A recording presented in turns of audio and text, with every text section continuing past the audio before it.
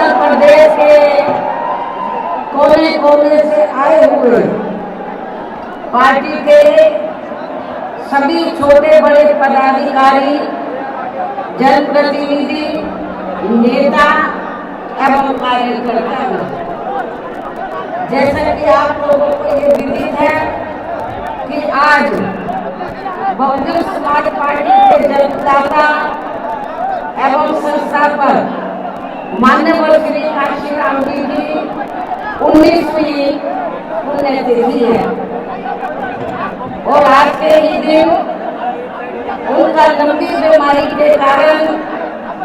देहांत हुआ था, जो हमारे बीच में नहीं रहे, लेकिन बहुजन समाज के हित में इनका समर्पित रहा संपूर्ण जीवन हमारे लिए हमेशा यादगार व अमर रहेगा। ऐसे महान व्यक्तित्व को आज मेरे साथ साथ आप लोग भी अपार संख्या में, अर्थात लाखों लाखों की संख्या में यहाँ यूपी की राजधानी लखनऊ में बीएसपी की सरकार द्वारा इनके सम्मान में निर्मित किए गए भव्य व अति विशाल मान्यवर श्री काशीराम के स्मारक स्थल पर इनको अपने श्रद्धा सुमन अर्पित करने के लिए पहुंचे। हालांकि आप लोगों को ये भी मालूम है कि इनके सम्मान में बनाए गए इस स्थल के कुछ हिस्सों की समय से मरम्मत नहीं होने की वजह से आप लोग भी पिछले कुछ समय से यहाँ इनकी प्रतिमा पर अपने पुष्प अर्पित नहीं कर पा रहे थे, लेकिन अब यहाँ मरम्मत का अधिकांश कार्य पूरा हो जाने के बाद इस बार मेरे साथ साथ आप लोग भी भीड़ के मामले में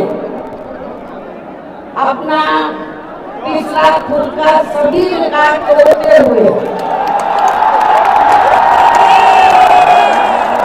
भीड़ के मामले में अपना पिछला खुद का सभी रिकॉर्ड तोड़ते हुए यहाँ लाखों लाखों की संख्या में इस स्थल पर माननीय श्री काशीराम जी को अपने श्रद्धा सुमन अर्पित करने के लिए पहुंचे, जिसके लिए पार्टी आपकी बहुत बहुत आभारी है। साथ ही वर्तमान राज्य सरकार की भी बहुत बहुत आभारी है, और इसलिए आभारी है क्योंकि इस स्थल को देखने वाले लोगों के टिकटों का इकट्ठा हुआ पैसा पूर्व की गई सपा सरकार की तरह वर्तमान भाजपा की राज्य सरकार ने इसे दबा कर नहीं रखा है, बल्कि पार्टी के आग्रह करने पर इसकी मरम्मत करने पर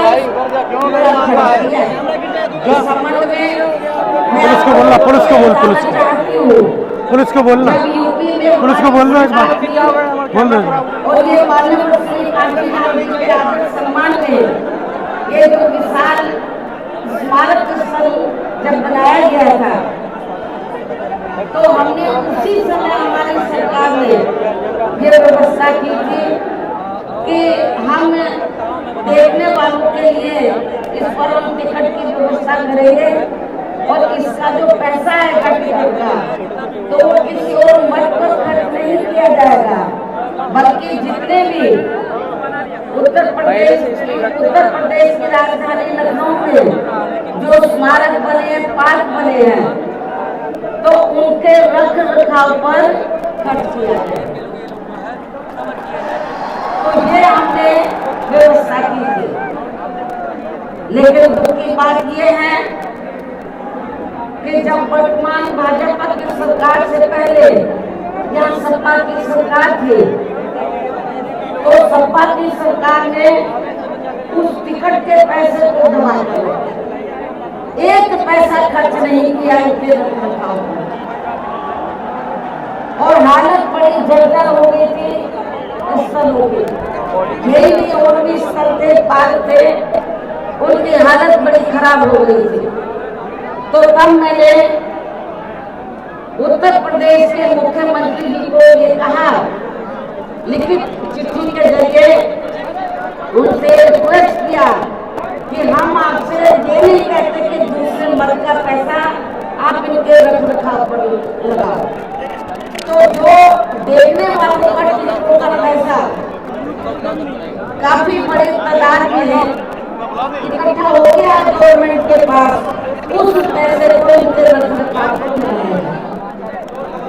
तो उत्तर प्रदेश की वर्तमान भाजपा की सरकार ने इस मामले को दिखवाया पूरा, और उसके बाद उन्होंने कमिट किया, प्रॉमिस किया कि हम जो भी पैसा टिकटों को आया है हम दूसरे मत पे नहीं लगाएंगे, बल्कि इन स्तरों के रखरखाव पर लगाएंगे। उन्होंने ये लगाया, इसलिए हमारी पार्टी उनकी आभारी है। लेकिन वही दूसरी तरफ समाजवादी पार्टी के जब टूट जाएगा नीचे से तो उन्होंने इनके रखरखाव पर कोई पैसा खर्च नहीं किया, टिकटों का पैसा दबा कर रख दिया। लेकिन जब अब वो सत्ता से बाहर है समाजवादी पार्टी, तो अभी 2-3 दिन पहले वो मीडिया में खबर छपवा रहे थे कि माननीय श्री कांशीराम जी के सम्मान में संगोष्ठी करेंगे। लेकिन जब वो सरकार में रहते हैं तो ना उन्हें पीड़िए याद आता है और ना माननीय श्री कांशीराम जी की जयंती और ना ही पुण्यतिथि उनको याद आती है सरकार में रहकर। लेकिन जब वो सत्ता से बाहर हो जाते हैं तो समाजवादी पार्टी को फिर याद आता है कि हमें संगोष्ठी करनी चाहिए। मैं सपा मुखिया अखिलेश यादव से मैं ये पूछना चाहती हूँ, यदि माननीय श्री कांशीराम जी के प्रति आपका इतना ही आदर सम्मान था, तो जब यूपी में मेरी सरकार थी तो मेरी सरकार ने अलीगढ़ मंडल में कासगंज के नाम से अलग से जिला बनाया, उस जिले का नाम माननीय श्री कांशीराम जी नगर के नाम से रखा। लेकिन जैसे ही समाजवादी पार्टी पावर में आई उन्होंने नाम बदल दिया। माननीय श्री कांशीराम जी के नाम पर हमने कॉलेज, यूनिवर्सिटी, अनेकों संस्थानों के नाम रखे, अनेकों संस्थानों के नाम रखे, जनहित की योजनाएं शुरू की। सारी की सारी समाज अधिकांश जो बड़ी बड़ी योजनाएं थी वो सभी की सभी इन्होंने बंद कर दी समाजवादी पार्टी की सरकार ने। ये इनका दोगला या दोहरा चरित्र नहीं है तो क्या है? जब ये सत्ता में रहते हैं ना इनको पीढ़ी याद आता है और ना पीढ़ी के जो संत गुरु और महापुरुष है वो भी याद नहीं आते। जब ये सत्ता से बाहर हो जाते हैं तब इनको हमारे संत गुरु और महापुरुष याद आते हैं। तो ऐसे दोगले लोगों से आप लोगों को बहुत ही सावधान रहना चाहिए। और अब मैं माननीय श्री कांशीराम जी जो पंजाब राज्य के एक मध्यम दलित परिवार में पैदा हुए हैं, तो उनके बारे में मैं ये कहना चाहूंगी कि इन्होंने भारतीय संविधान के मूल निर्माता एवं दलितों व अन्य उपेक्षित वर्गों के मसीहा परम पूज्य बाबा साहब डॉक्टर भीमराव अम्बेडकर की मूवमेंट से व इनके कड़े संघर्ष एवं मतलब प्रयासों से देश के खासकर करोड़ों दलितों, आदिवासियों, पिछड़े वर्गों, मुस्लिम व अन्य धार्मिक अल्पसंख्यक समाज के भी हित में भारतीय संविधान में दिए गए कानूनी अधिकारों से प्रेरित होकर तथा उनके बताए हुए रास्तों पर चलकर फिर अपनी पूरी जिंदगी इनके अधूरे रहे कारवा को मंजिल तक पहुंचाने के लिए समर्पित की है। और इसके लिए उन्होंने यानी कि माननीय श्री काशीराम जी ने अपने माँ बाप, भाई बहन, रिश्ते नाते वे सरकारी नौकरी आदि सभी त्याग कर बाबा साहब डॉक्टर भीमराव अंबेडकर जी के उस अधूरे रहे कारवा को पूरा करने के लिए लगा दिया है, जो बाबा साहब ने यहाँ देश के करोड़ों दलितों एवं अन्य उपेक्षित वर्गों के लोगों को ये कही थी कि मैंने, बाबा साहब ने क्या कहा था कि मैंने अपने कड़े संघर्ष एवं अथक प्रयासों से इन वर्गों के लोगों को भारतीय संविधान में इन्हें स्वाभिमान के साथ जिंदगी व्यतीत करने व खुद अपने पैरों पर खड़े होने के लिए कानूनी अधिकार तो जरूर दिला दिए हैं, लेकिन उनका सही से पूरा लाभ लेने के लिए इन सभी वर्गों के लोगों को अर्थात बहुजन समाज के लोगों को आपस में एकजुट होकर वे इन्हें अपने विशाल वोटों के जरिए यहाँ केंद्र एवं राज्यों की भी राजनीतिक सत्ता की मास्टर चाबी खुद अपने हाथों में लेनी हो। ये परम पूज्य बाबा साहब डॉक्टर अम्बेडकर ने कहा था, तभी फिर इनका वास्तव में सही से विकास व उत्थान आदि हो सकता है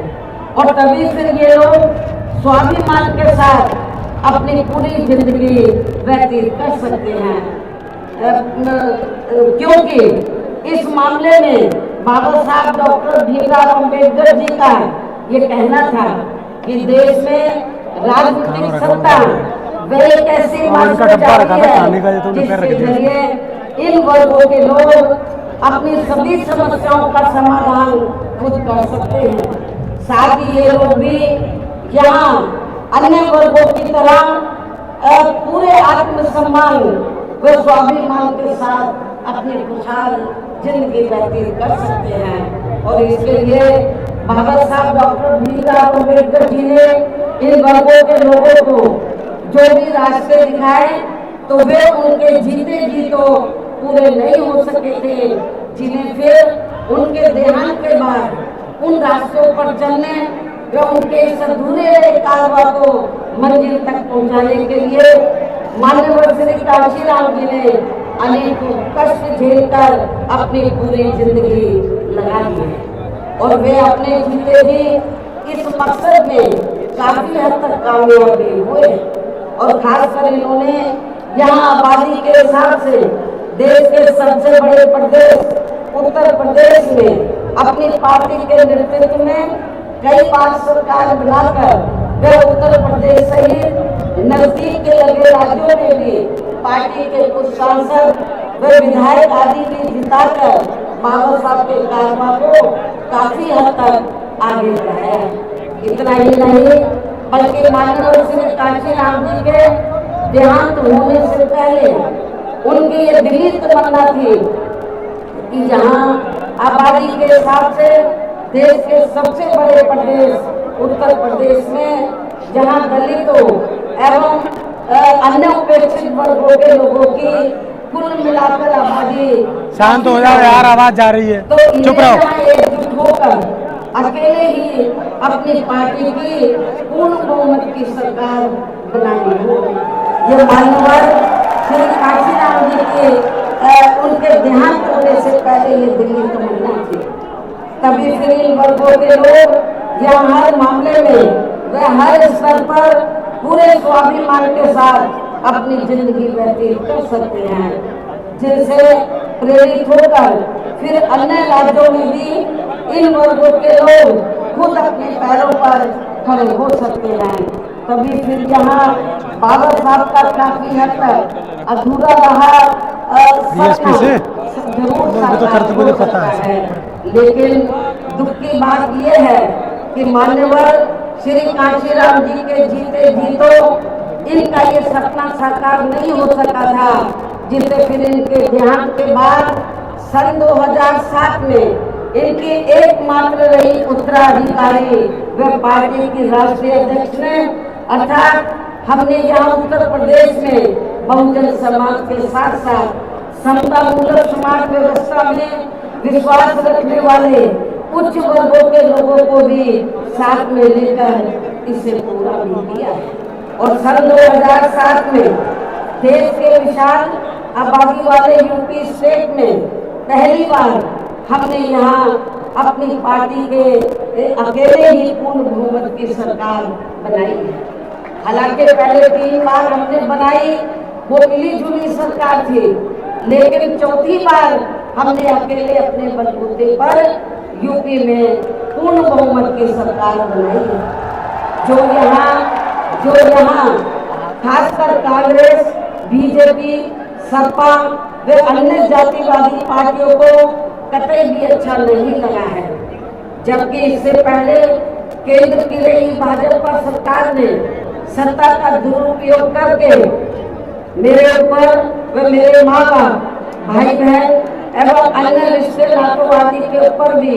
अनेकों गलत एवं फर्जी केस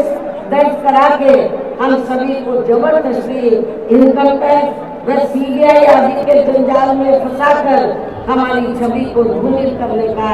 हर संभव पूरा प्रयास किया। इसके साथ साथ आगे चलकर इन सब मामलों में केंद्र की रही कांग्रेसी सरकार ने भी हमें न्याय देने के बजाय बल्कि काफी उलझा दिया था, और तब फिर हमें इन सब के विरुद्ध मान्य कोर्ट में भी जाना पड़ा है, जहां हमें न्याय मिला है। इस प्रकार से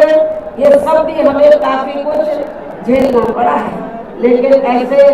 विकट व संघर्ष भरे हालातों में भी हमने बाबा साहब डॉक्टर भीमराव अम्बेडकर के बताए हुए रास्तों पर चलकर जहां उत्तर प्रदेश में सन 2007 में हुए विधानसभा चुनाव में अकेले ही ये चुनाव लड़कर फिर अपनी पार्टी की पूर्ण बहुमत की सरकार बनाई है। और हमने यहाँ बाबा साहब डॉक्टर भीमराव अम्बेडकर एवं मान्यवर श्री कांशीराम जी आदि के सपनों को काफी हद तक साकार किया, और इसके लिए हमने अपनी सरकार में यहाँ जातिवादी, संकीर्ण व पूंजीवादी व्यवस्था के शिकार रहे लोगों को, अर्थात सब समाज में से खासकर गरीबों, दलितों, आदिवासियों, पिछड़े वर्गों के साथ साथ मुस्लिम एवं अन्य धार्मिक अल्पसंख्यक समाज के लोगों के भी हित व कल्याण में अनेकों ऐतिहासिक कार्य किए, जिनके नाम बदलकर उन्हें अब अन्य राज्यों में विभिन्न पार्टियों की सरकारें बुला रही है, जबकि इसका वास्तव में असली श्रेय बीएसपी को ही जाता है। साथ ही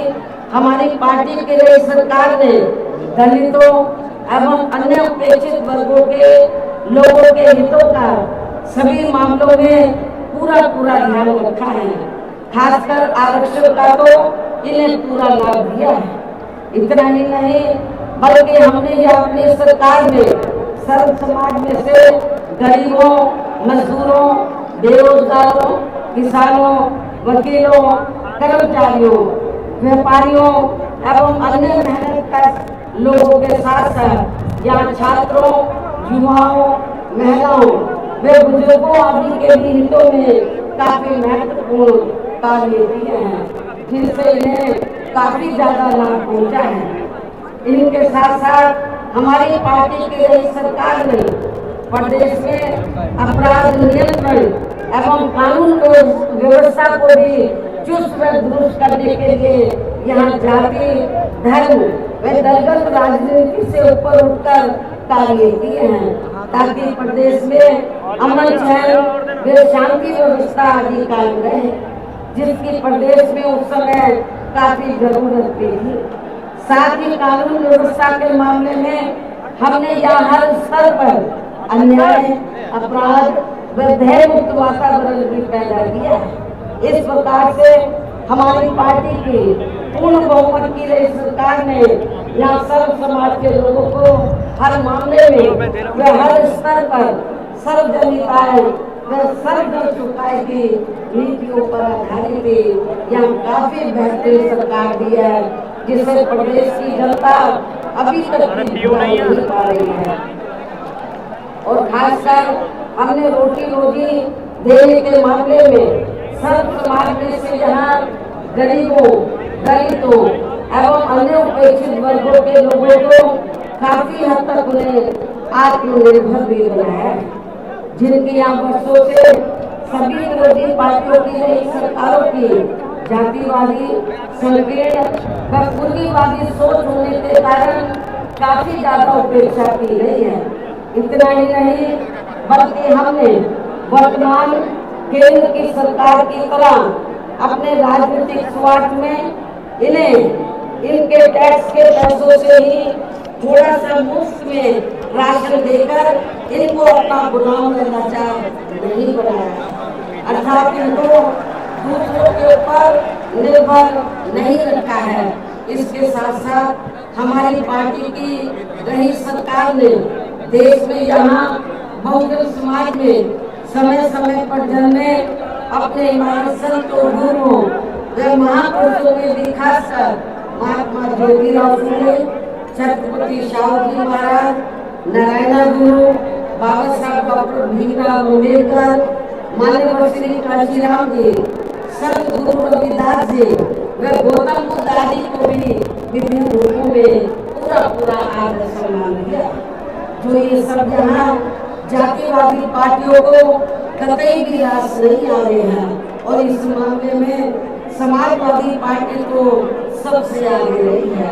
और अब ये समाजवादी पार्टी यहाँ अपने राजनीतिक स्वार्थ में जबरन पीढ़ी आदि की हवाई बातें करके इन वर्गों को गुमराह करने में लगी है, जबकि हमारी पार्टी की सरकार ने अपने संतों, गुरुओं व महापुरुषों आदि के नाम पर यहाँ प्रदेश में जिन जिलों,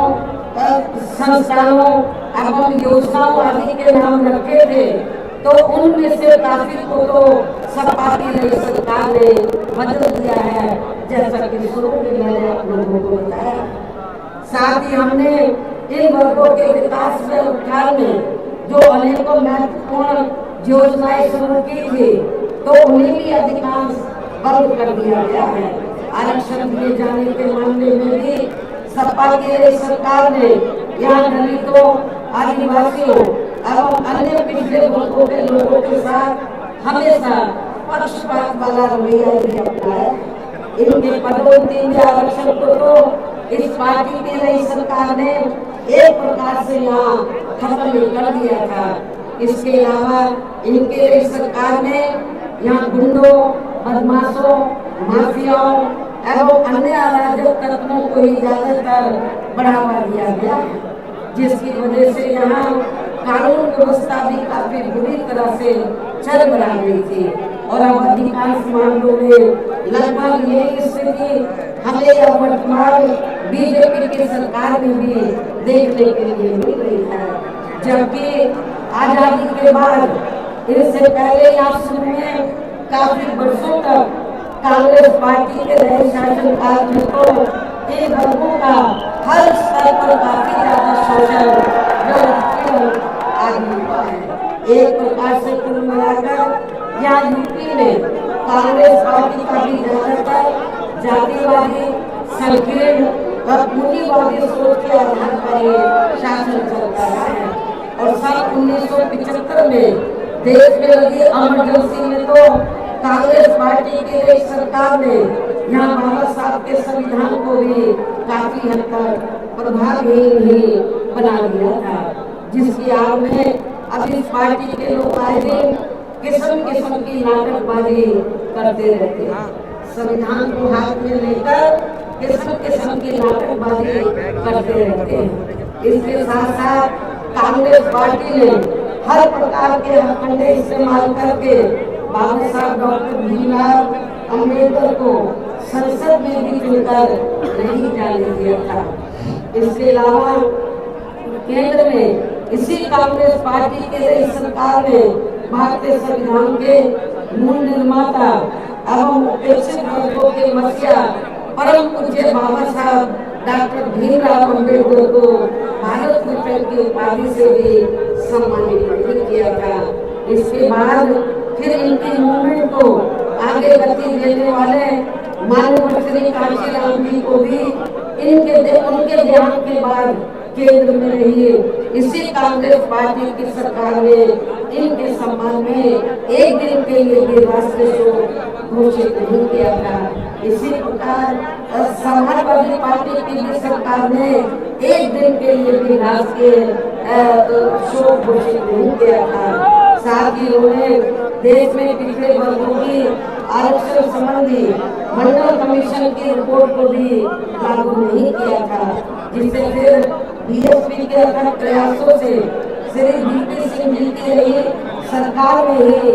लागू किया गया था। इसके साथ साथ उसी समय ही बाबा साहब डॉक्टर भीमराव अम्बेडकर जी को भी भारत रत्न की उपाधि से सम्मानित किया गया था। इसी प्रकार अब बीजेपी व अन्य जातिवादी पार्टियों के भी शासनकाल में इन वर्गों का शोषण व उत्पीड़न आदि होना अभी तक भी बंद नहीं हुआ है। इसके अलावा इनकी सरकारों में भी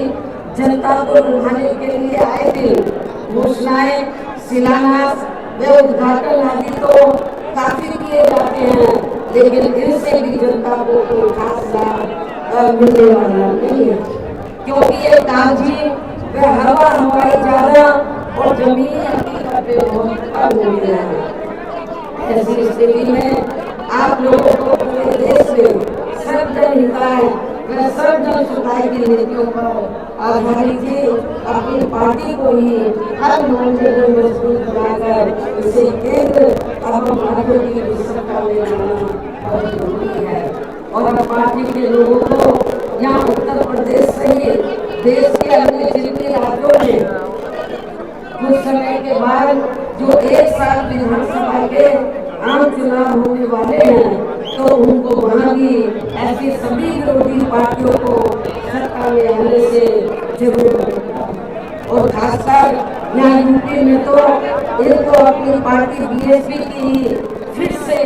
अकेले पूर्ण बहुमत की सरकार बनाना और जिससे यहाँ कांग्रेस, बीजेपी, सपा व अन्य सभी विरोधी पार्टियां किस्म किस्म के षड्यंत्र व हथकंडे आदि इस्तेमाल करके इसे रोकने का हर संभव पूरा प्रयास करेगी। और इस संदर्भ में वैसे आप लोगों को ये मालूम है कि सन 2007 में यूपी में बीएसपी की अकेले ही पूर्ण बहुमत की सरकार बनने के बाद फिर बीएसपी की सर्वजन हिताय व सर्वजन सुखाय की रही कार्यशैली से पूरे देश में बीएसपी के बढ़ते हुए प्रभाव को देखकर फिर यहाँ सभी जातिवादी संकीर्ण व पूंजीवादी पार्टियों ने अंदर आपस में एकजुट होकर अपनी पार्टी को जनसत्ता में वापस नहीं होना दिया है। साथ ही देश के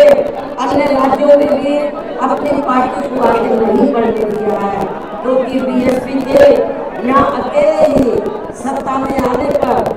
यहाँ यूपी में सन 2007 में बीएसपी के यहाँ अकेले ही सत्ता में आने पर इनको ये डर था,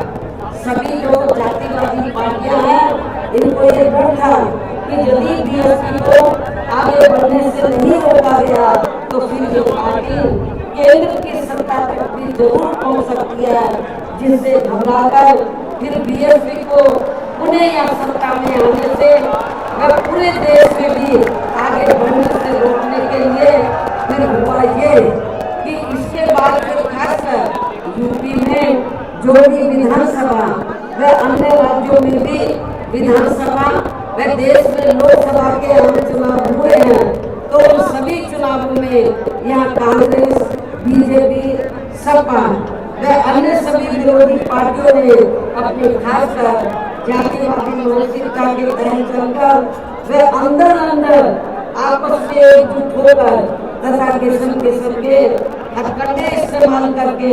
फिर बीएसपी को इन्होंने कामयाब नहीं होने दिया। सारी जातिवादी पार्टियां अंदर अंदर एक हो गई। एक होकर इन्होंने जहां जहां बीएसपी जीत रही थी तो वहां उनको हराया। जो विरोधियों के कैंडिडेट जीत रहे थे उनको इन्होंने अपना वोट ट्रांसफर कराया। इसके साथ ही फिर बाकी रही सही कमी ईवीएम में की गई धांधली के जरिए पूरी कर दी गई। जबकि वर्तमान हालातों में ईवीएम के काफी विरोध के चलते ये ईवीएम वाला सिस्टम कभी भी खत्म किया जा सकता है। अब ईवीएम का विरोध हो रहा है और फिर उन्हें या बैलेट पेपर वाला सिस्टम लागू हो सकता है। इसके लिए काफी ऐसे में अब हर स्तर पर हमें हर स्तर पर हमेशा अपनी पार्टी को मजबूत बनाते रहना बहुत जरूरी है। इसके साथ ही सावधानी के तौर पर यहाँ मैं ये भी कहना चाहूंगी कि अब तो पूरे देश में विरोधी पार्टियों ने बीएसपी को कमजोर करने के लिए एक और षड्यंत्र ये रचा है कि अब इन्होंने विरोधी पार्टियों ने बीएसपी के विशेषकर दलित बेस वोट को बढ़ाने के लिए इसी समाज में से स्वार्थी एवं बिकाऊ किस्म के लोगों को इस्तेमाल करके उनके जरिए अनेकों पार्टियों के संगठन आदि भी काफी बनवा दिए जिनसे ये पार्टियां ये जातिवादी पार्टियां चुनाव में अपने अपने फायदे के हिसाब से उम्मीदवार खड़े करवा के बीएसपी को कमजोर करने में लगी है। और अब तो ये पार्टियां अंदर अंदर खुद अपने वोट ट्रांसफर करा के इनके एक आदमी उम्मीदवार भी दिखाकर भेज रही है ताकि इससे दलितों का वोट पाने में इनको कुछ मदद मिलती रहे। ऐसी स्थिति में अब आप लोगों को यूपी में अपनी पार्टी को सत्ता में लाने वे अभी हाल ही में बिहार प्रदेश में होने वाले विधानसभा चुनाव में तथा आगे चलकर अन्य और राज्यों में भी विधानसभा व देश में लोकसभा के होने वाले आम चुनाव में भी अपनी पार्टी का बेहतर रिजल्ट लाने के लिए ऐसे सभी स्वार्थी एवं बिकाऊ दलित संगठनों और पार्टियों को अपने यार दोस्त जात बिरादरी व रिश्ते नाते आदि के चक्कर में नहीं पड़कर अब इनको अपना एक भी वोट देकर खराब नहीं